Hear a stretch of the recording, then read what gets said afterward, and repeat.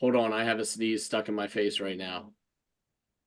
Jesus Christ, we talked about it and then you passed it on to me. It's almost like we're doing the channel version of James Brown jamming. Can I get a sneeze? Yeah, exactly. Really, right now, I'd love one.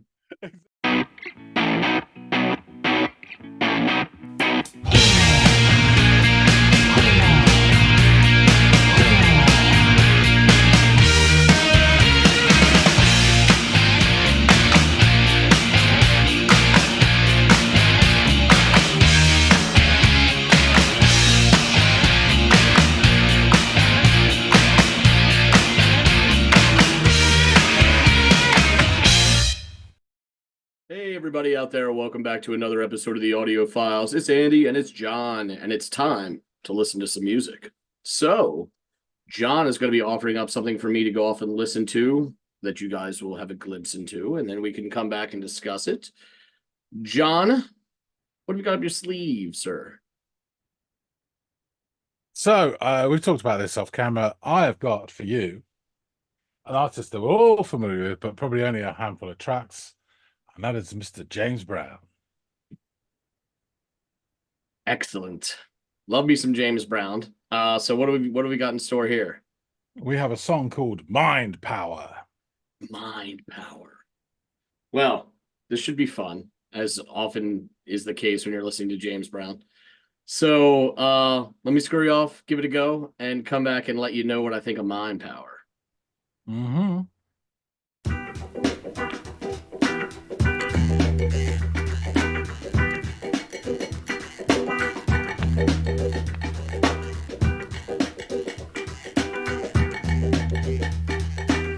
You know, we're dealing with a very critical and crucial time. Most crucial and critical time that I've ever witnessed. Being as young as I am, you know, we all don't want to say nothing else, so we say as young as we are. Now I want to talk about the pronunciation and the realization. Now, the educators, they call it ESP, positive thinking, right? Some of the people on the cross other side of the pond call it vibes, vibrations, astrology, and all those different things, you understand? But I call what it is what it is. What it is what it is. Look at him. Now you see, a brother, you take in the ghetto, you find a whole lot of crime. I can understand, hey, I know what it means. Being 9 years old before I got my first pair of underwear out of a store. You know, putting on a half press suit from the pawn shop with tennis shoes, trying to be hip. So I know where it's coming from. Like the fella say, having catfish head stew. And then like the catfish went in there with his head and come out very quick and didn't leave nothing else. Now it's one thing the educators and the politicians and the establishment gotta remember.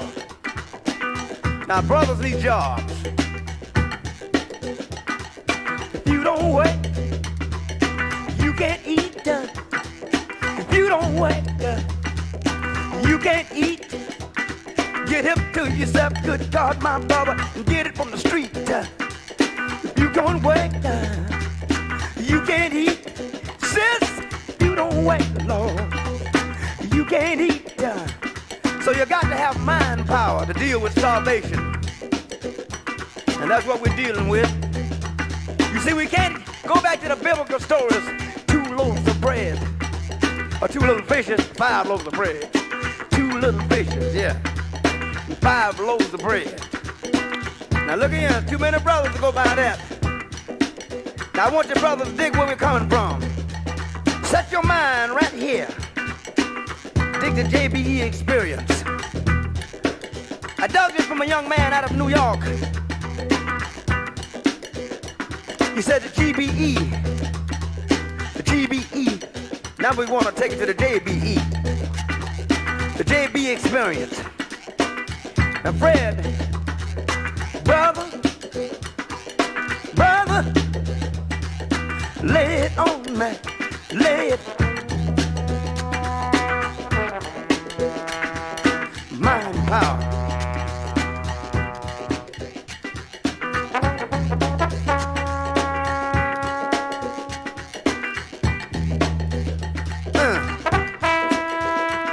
Lay it on me.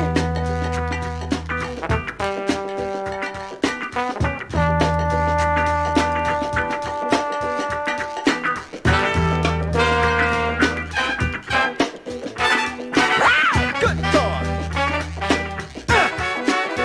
Ain't it funky?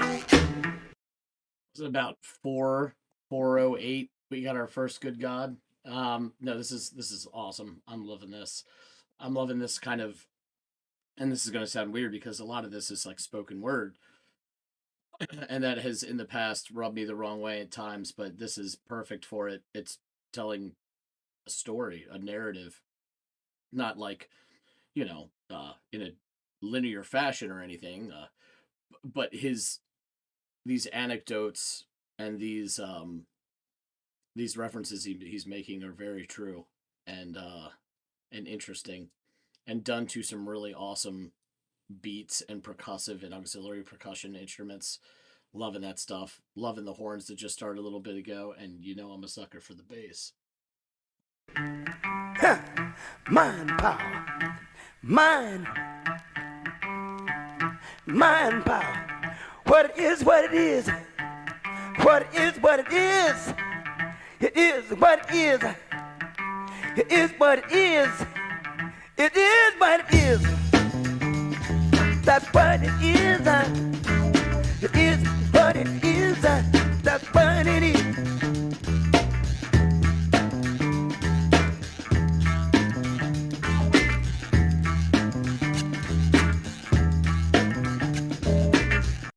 Mention the bass and it says, wait, hold my beer, check this out. I'm loving this. This is great.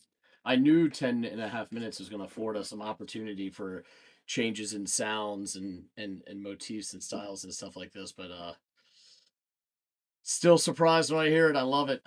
Good shit.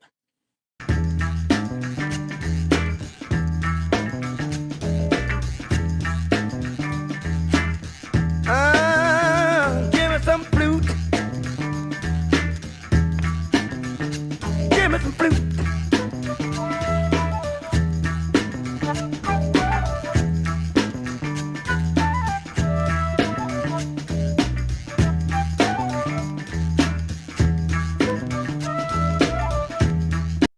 The flute.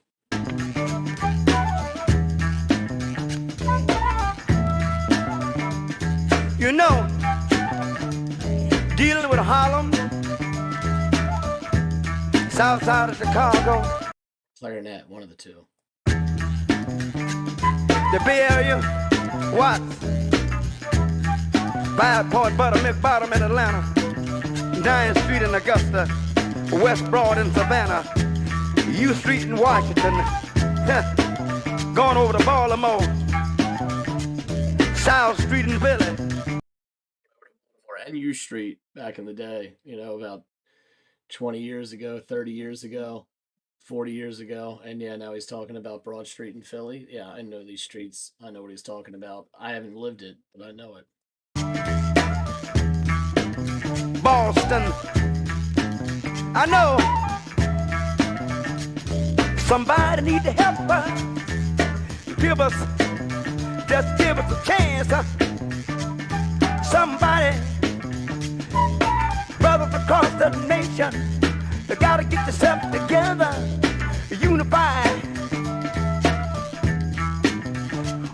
We need information. Brothers across the nation, pass on that right on information. Brothers across the nation. Yeah, yeah, yeah.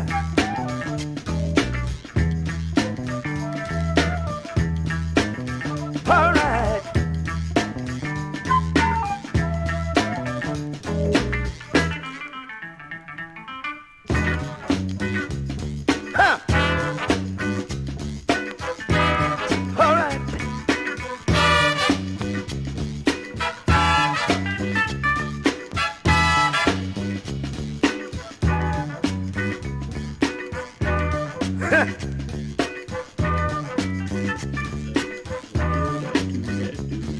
Ain't it funky now?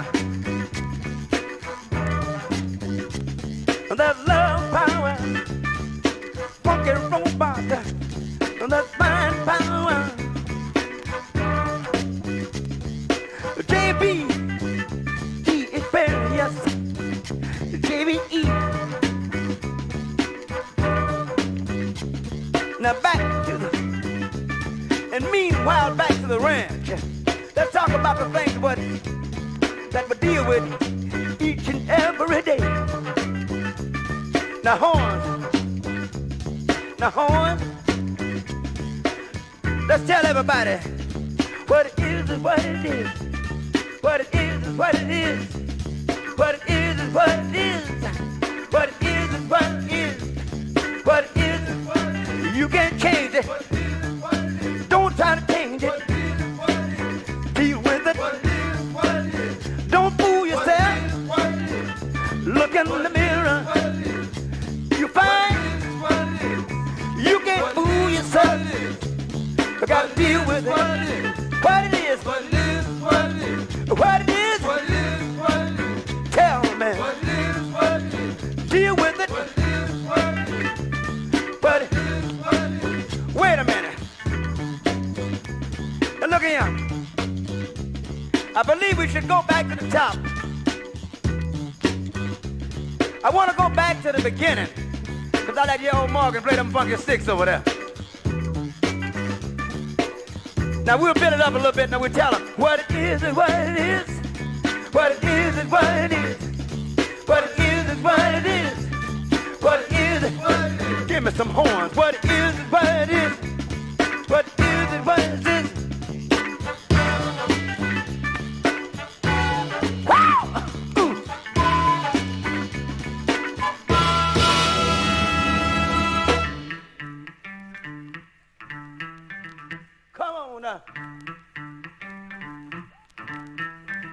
What it is?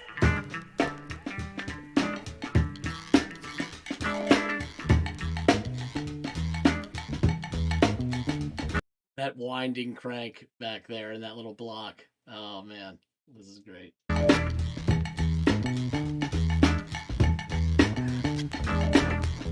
Give me a taste, Jimmy. Give me a taste. Hit me.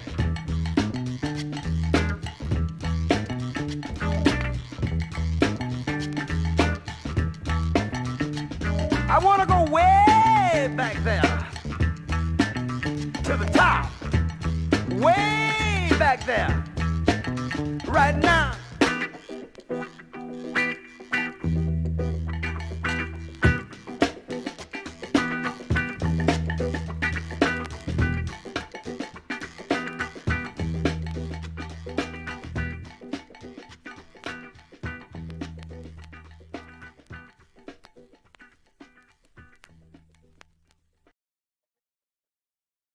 Oh man, yeah, that was quite a ride, but it was a funky one, and I enjoyed each little bend in the lane along the way.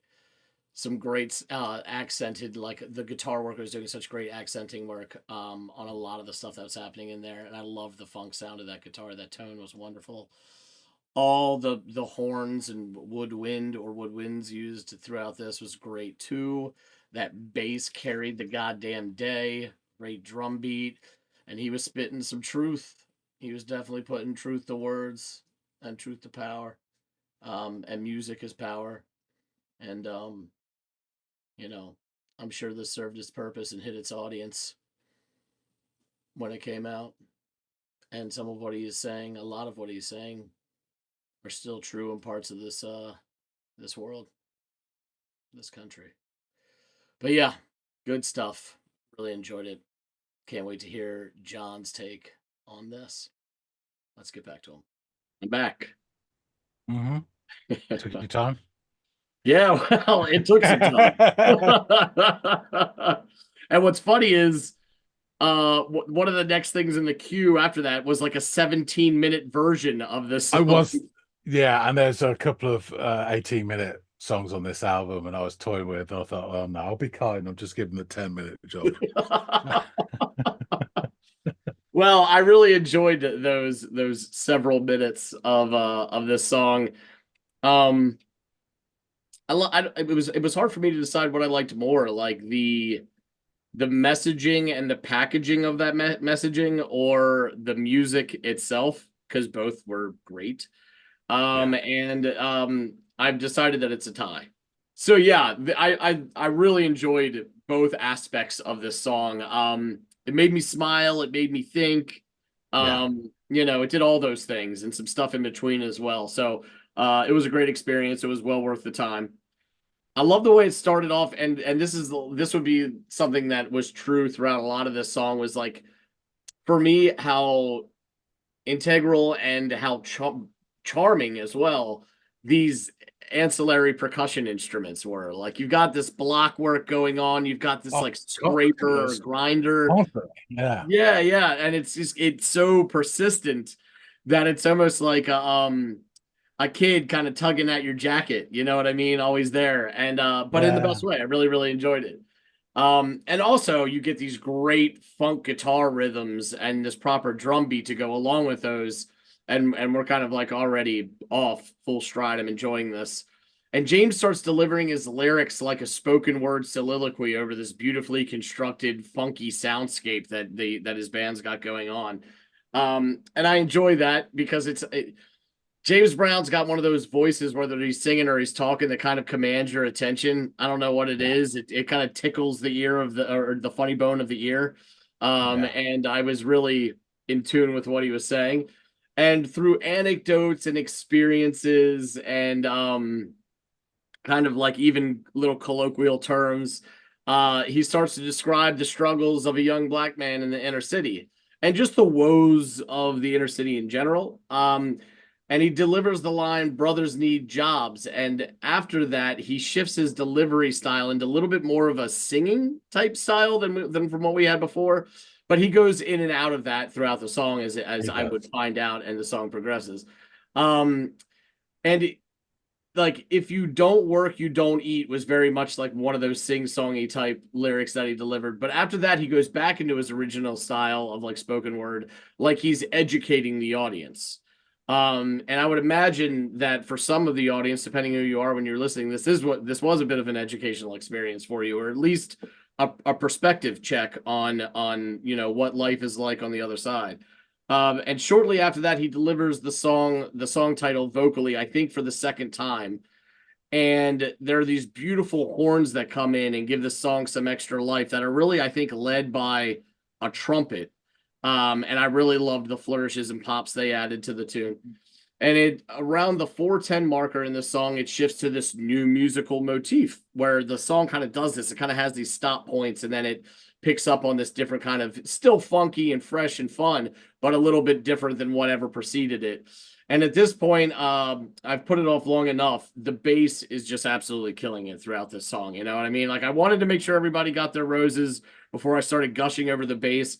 But when you're talking about a funk song, especially like a James, the bass is going to be fucking awesome. You know what I mean? It just is what it is. So I had to state the obvious. I try to put it off as best I could and be judicious about my admiration. But and then James starts calling for the flute, which at first I think I missed because I was like, is this a clarinet or a flute? But it's definitely a flute. At least I'm like 90% sure, especially given that the man called for it. How dare the clarinet face that come back with a request with a clarinet rather than a flute? He gets what he wants when he calls for a flute. He gets the goddamn flute. Yeah, exactly. Or someone had eaten the next day. So it provides this lovely reedy sound that isn't really one of the first things you think of when you think of funk instrumentation. So that's really cool and fun that he's like, you even got room for the flute here, which is kind of an inclusive kind of mechanism for a song that's about like understanding other people's perspectives. So it kind of made me chuckle there. And he then goes on to underscore many of the troubled neighborhoods and areas and cities in the country where these social ailments are, prevalent. And yes, he's described some places that are near and dear to my heart. Obviously, my Baltimore, the city I was born in and live in, but also U Street in DC, which is infamous. And Baltimore is kind of uniquely tucked between Philly and DC, and the three of us are kind of these cities that all, I don't know if it's kind of like the version of like Manchester to Liverpool over there, where you're close enough, but you still have your own identity divorced from one another. So it's kind of like we kind of have that, like we get along, but also we can fight amongst each other. But if you talk shit about any one of the three, we'll speak out and say, hey, he's up. He's up. Only I can talk shit. So I like it, to drawing the correlation between Philly, DC, and Baltimore kind of rang true for me. And I know all these, like U Street in DC and Broad Street and South Street in Philly are these places that have been infamous throughout time. Usually around the 70s up until the advent of gentrification kind of came along and you know, swept out some of this stuff under the rug. But yeah, very interesting. That rang true to me, spoke to me. At the 6:49 marker, we get this little break and terrific jazzy, funky guitar run before the song shifts again in its sound. And we're now fully back into the land of horns with this killer little walking bass line beneath it. And after some repetition of that, what it is what it is, the song shifts again toward this final movement of the song, and we are out. And yeah, it was a fun ride. Because of its length, I don't know if I'm going to pop this on all the time, but if I had a road trip, a nice lengthy, like anything over an hour, I'd pop this thing on and just let it wash over me and get down with some funk grooves. It's great stuff, man. Yeah, I'd say for a long road trip, not just to the shops and back, this whole album, it's a long album as well. Big sprawling songs. It's great. It's a great road trip album. Okay, yeah, cool. Just quickly about this song, I think what you're talking about, really, you know, lots of things are obvious. I think his delivery is quite interesting because he has this gospel background, etc. You think it might almost be a sermon as he starts, but it isn't preachy. It's almost conversational. He's kind of like saying what's on his mind. So it comes across better than a preacher man. But and then when you. But then you go into the singing bit, which is like they do in a gospel sermon. They'll speak and then they'll sing bits. Yes, exactly. And the testament, the whole like, can I get some horns is like, can I get a witness? You know what I mean? Or like, can I get a hallelujah? You know, and that's very Black church also. So it's great that he's incorporating that, but using it as a mechanism for his band rather than his congregation, right? So that it's just fun. It just makes it all that much more fun. And I'm not 100% sure, but I think that pretty much most of this song was just jammed out. It wasn't planned. Which, you know, obviously, but they are such competency that they could do that standing on their head. I mean, it's just what they do. Yeah. So there's a lot to do with James Brown, and I'm not going to touch on even a fraction of it because we just don't have the time. There's no doubt he was a problematic character. So, you know, there's all sorts of things, the domestic abuse, the hypocrisy, the controlling influence he had on his band members and the support acts as well. The huge drug use, like proper, you know, PCP for years and all this other stuff, the gun issues and all that. I will not do something another time. But I will just go in a brief bit about the start of his life and then about this album. So James Joseph Brown, 1933 to 2006. So yes, he was you have to say he's the pioneering figure in the development of funk music, where he took this soul and gospel, and then with his sort of geometric returning patterns and his tight, you know, he's the one. I didn't realize until I did the research, it was him that coined the phrase "on the one." I thought it was somebody else, but yeah. So he's a major figure in 20th century music. Various nicknames. I mean, I know the Godfather of Sound, but the hardest working man in show business, Mr. Dynamite, and Soul Brother #1. So yeah, born in 1933 in Barnwell, South Carolina, to 16-year-old Susie and 21-year-old Joseph Gardner Brown in a small wooden shack. James Brown's name was actually supposed to be Joseph James Brown, but his first and middle names were mistakenly reversed on his birth certificate. So we could be talking about Joe Brown.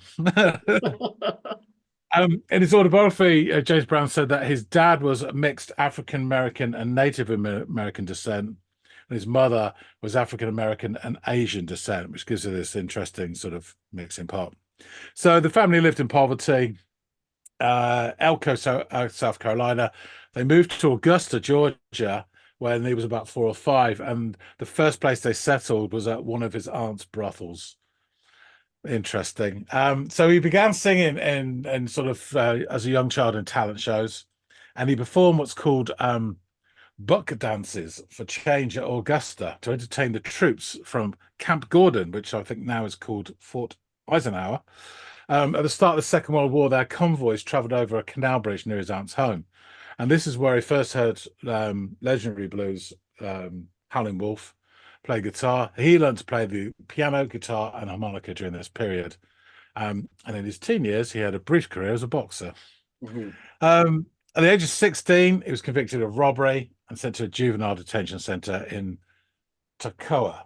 There, he formed a gospel quartet with fellow cellmates, and he met singer Bobby Bird when the two played against each other in a baseball game outside the detention center. Brown's nickname at the prison was Music Box. Bird has since claimed that him and his family helped secure an early release, which led to Brown promising the court he would sing for the Lord.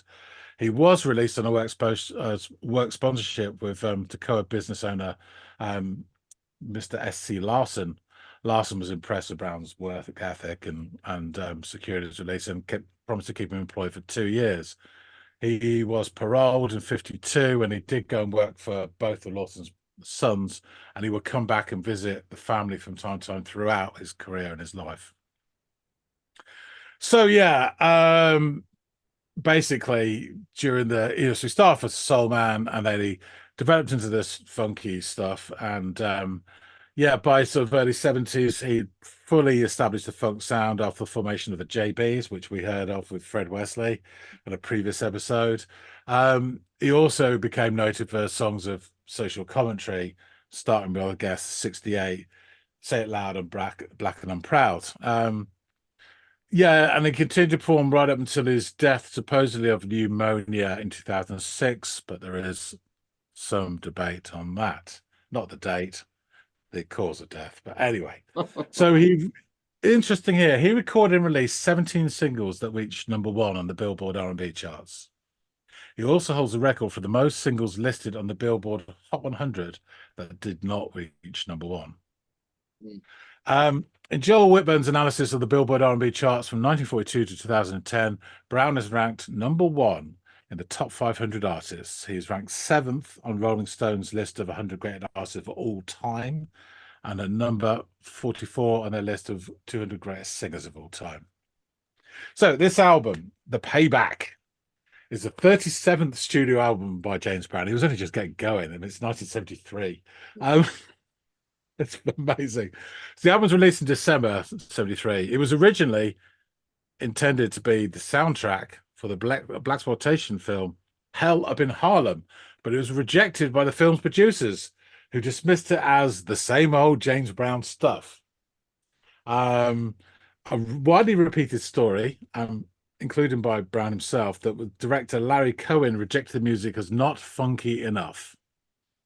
This is denied by Cohen. His version was that executives at American International Pictures were already unhappy with Brown for delivering songs much longer than expected on the previous film Black Caesar, and so they opted for a deal with Motown Records instead. That kind of rings true, because these songs are way too long for a film. But that seems to be a plausible argument. I would say James Brown as a musician and just his output alone is more important to society than the genre of blaxploitation films in and of itself. So it's weird for them to want to pick a fight with, like, they're really punching up if that's their it's not funky enough. Get out of here. Yeah, exactly. Guy who paved the way for funk. So it went to #1 in the soul albums chart for 2 weeks and cracked the pop album charts in the top 40. It's the only studio album of Brown's that was certified gold. Go figure. I guess a lot of its live stuff was really big selling stuff. Yeah. So personnel, again, this is from like the album, but I think this is the people on this track. Well, definitely. James Brown, lead vocals, electric piano. They may not have played all of this in this one song. Right. St. Clair Pickney, tenor sax and flute. Some great names coming up. Marcio Parker alt sax and flute. Daryl Hassan Jamison, trumpet. Jerome Jassan Sanford, trumpet. Isaiah Ike Oakley, trumpet. Fred Wesley, trombone, we know him. Herlon Cheese Martin, guitar. Jimmy Nolan, guitar. Fred Thomas, I know him, bass.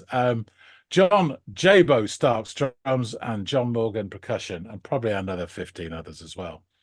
Right. I got the lyrics. This is going to be There we interesting. go. You know, we're dealing with a very critical and crucial time. Most crucial and critical time that I ever witnessed. Being as young as I am, you know, we all don't want to say nothing else, so we say as young as we are. Now, I want to talk about the pronunciation and the realization. Now, the educators, they call it ESP, positive thinking, right? Some of the people across the other side of the pond call it vibes, vibrations, astrology, and all those different things, you understand? But I call it what it is and what it is, what it is and what it is. Looky here. Now you see, a brother, you take in the ghetto, you find a whole lot of crime. I can understand. Hey, I know what it means. Being 9 years old before I got my first pair of underwear out of a store, you know, putting on a half-pressed suit from the pawn shop with tennis shoes, trying to be hip. See, I know where it's coming from. Like the fellows say, having catfish stew. And then like the catfish went in there with his head and come out very quick and did leave nothing else. Now, there's one thing that the educators and the politicians and the establishment got to remember. Now, brothers need jobs. And this is where I start saying it. If you don't work, you can't eat. If you don't work, you can't eat. Get hip to yourself, good God, my brother, and get it from the street. If you don't work, you can't eat. Sister, if you don't work, Lord, you can't eat. And it's back to speaking. So you got to have mind power to deal with starvation. That's what we're dealing with. You see, we can't go back to the biblical stories. 2 loaves of bread or 2 little fishes, 5 loaves of bread. 2 little fishes, yeah, 5 loaves of bread. Now, looky here. There's too many brothers to go by that. I want to see you brothers to dig where we're coming from. Set your mind right here. Dig the JBE experience. I dug this from a young man out of New York. He said the GBE, the GBE. Now, we want to take it to the JBE, the JB experience. Now, friend, and then he starts singing again. Brother, brother, lay it on me, lay it. Mind power, lay it on me. Ow, good God. Huh. Ain't it funky? Mind power, mind power. What it is, what it is, what it is, what it is. It is what it is. It is what it is. It is what it is. That's what it is. It is what it is. That's what it is. Ugh. Give me some flute. Give me some flute. And then he's back in the instrumental bit. Then he's back in talking, you know, dealing with Harlem, south side of Chicago, the Bay Area, Watts, 5 Point, Buttermilk Bottom in Atlanta, Diane Street in Augusta, West Broad in Savannah, U Street in Washington, going over to Baltimore, South Street in Philly, Boston, I know. And he's back to singing. Someone needs to help us. Just give us a chance. Somebody. Brothers across the nation, you got to get yourself together, unified. We need information, brothers across the nation. Pass on that right on information, brothers across the nation. Yeah. All right. Yeah, all right. Bit more instrumental. And it funky now. That love power, funky robot, the mind power, the JB experience, the JBE. Now back to the ranch. Let's talk about things what we deal with each and every day. Now horns. Let's tell everybody what it is, what it is. What it is what it is. What it is what it is. What it is what it is, what it is. You can't change it. What it is, what it is. Don't try and change it. What it is, what it is. Deal with it. What it is, what it is. Don't fool yourself. What it is, what it is. Look in the mirror. What it is, what it is. You'll find what it is, what it is. You can't fool yourself. What it is, what it is. Got to deal with it. What it is, what it is. What it is, what it is, what it is, what it is, what it is, what it is, what it is. Tell them, man, what it is, what it is. Deal with it. What is, what it is, what is, what is. Wait a minute. Looky here. I believe we should go back to the top. And I think they probably had a heart attack at that point.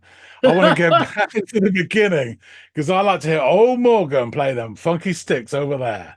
Now we'll build it up a bit and we'll tell them what it is what it is, what it is what it is, what it is what it is, what it is. Give me some horns. What it is what it is, what it is what it is.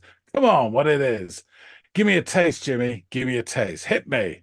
And then he goes, I want to go way back there to the top, way back there right now. And then it fades out. And that's me done. Yeah, take a breath, man. Wow.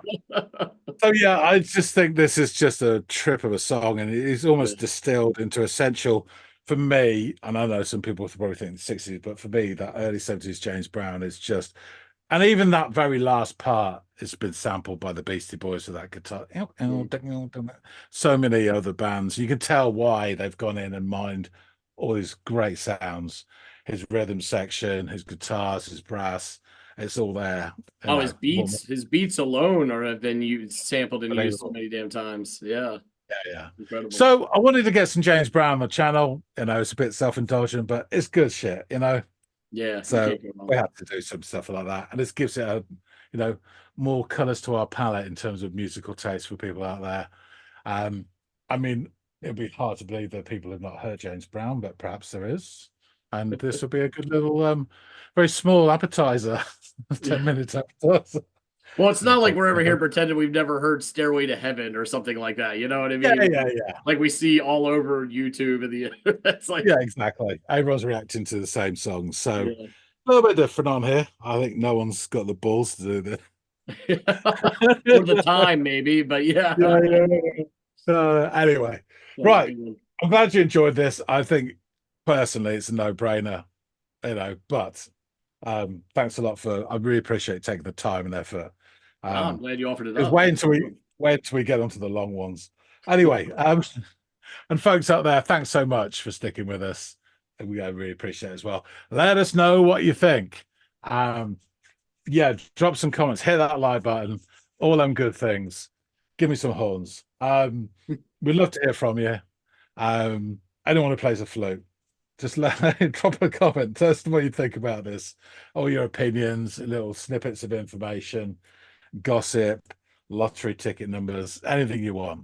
We'd love to hear from you. If you haven't subscribed, if that sort of raw ass funk doesn't convince you, then nothing will. But we really appreciate everyone who supports the channel. So yeah, hop on board, and we will see all of you on the next episode of the Audiophiles. See you guys.